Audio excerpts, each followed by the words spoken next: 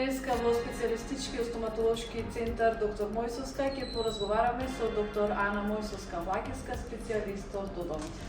Ајде, така, најнапред ќе започнеме со она тема што представува ортодонција. Значи, ортодонцијата е специјалност, односно гранка на стоматологијата што се занимава со искривени зъби, односно нивното правилно подредување и поставување во зъбниот низ и се занимава со односот на правилниот сооднос на горна и долна вилица. Така. Кои се причините кои што доведуваат до оваа појава, до искривување на зъби? Значи, во овој контекст може да напоменам неколку причини. Прво ќе го напоменам тоа што големо влијание има и генетиката во овај поглед.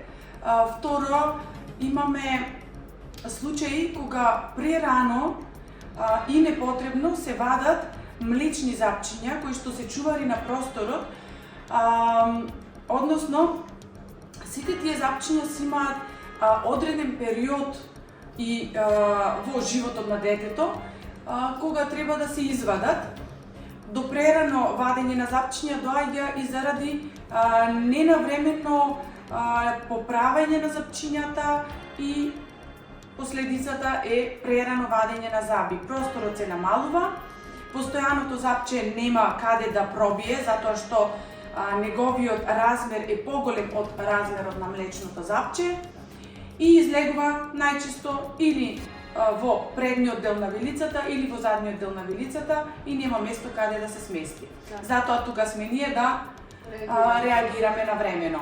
Имаме и други причини, како што се лошите навики, а ги има повеќе и се доста присутни кај дечињата во мала возраст. Може да напоменеме цицање на прст, тискање на јазик, што значи неправилно голтање, односно тоа е остаток од бебешкиот период на детенцето, инфантилно голтање. Како друга причина може да напоменеме држењето на молив за време на часовите меѓу зъбчињата, што е многу често И долготрајното држење на цуцла. И долготрајно, да, тоа е исто така многу важна причина до која што доаѓа за искривување не само на зъбчињата, при држење на цуцла и на прст, доаѓа до искривување и на самите вилици и соодносот на вилиците. И може тука да напоменеме како лоша навика и грицкање на ногти, што често се забележува. Така. Кога најрано може да се започне со превенција во овој процес? Да, значи вака, со превенција најдобро е да се започне ако има детенцето потреба, односно првите прегледи и контроли да се направат на околу 7 годишна возраст. И тука би напоменала дека и општите стоматолози, нашите колеги, треба да реагираат во тој поглед, да се препратат на специјалист и да се реагира ако има детето некаков проблем и искривување на зъбите. Од 7 годишна возраст па се до 77, кој што не ги исправил зъбите во рана детска возраст, има можност да ги поправи и во покасни години. Така. Зошто е важно што порано да се реагира и да се започне со исправување на искривените зъби? Така, значи раното детектирање на ортодонските аномалии во дентофацијалниот комплекс е многу битно заради тоа што треба секое порано детектирање на проблемот ни дава време да не се продлабочува самата аномалија. Значи самото задржување и навремено поправање на таа аномалија доведува до плюс кај нас некој, како да го кажам, запирање на времето во тој поглед, за да може после да се делува и во покасни години со поблаги сили и поблаги апарати кои што ни ги овозможува самата ортодонција, односно самата специјалност. Така. Кои се можности постојат за решавање на ортодонските проблеми? За решавање на ортодонските проблеми постојат повеќе можности и апарати.